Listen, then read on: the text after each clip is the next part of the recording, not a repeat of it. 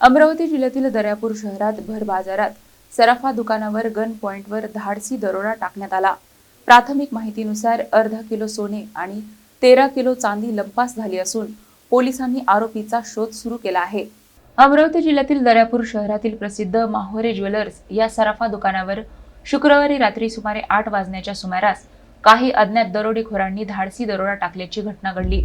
प्राथमिक माहितीनुसार पांढऱ्या रंगाच्या कारमधून आलेल्या आरोपींनी दुकानात प्रवेश करून कर्मचारी आणि ग्राहकांना बंदुकीचा धाक दाखवला। त्यानंतर काही मिनिटातच सुमारे अर्धा किलो सोने आणि 13 किलो चांदीचे दागिने घेऊन आरोपी घटनास्थळावरून पसार झाले। घटनेची माहिती मिळताच दर्यापूर पोलिसांनी तातडीने नाकाबंदी करून विशेष पथके रवाना केली।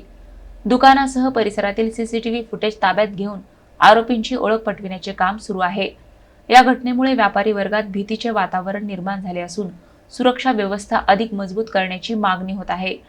दरम्यान लुटीची नेमकी किंमत, आरोपींची संख्या आणि इतर तपशिलांबाबत अधिकृत माहिती पोलिसांच्या तपासानंतर स्पष्ट होणार आहे।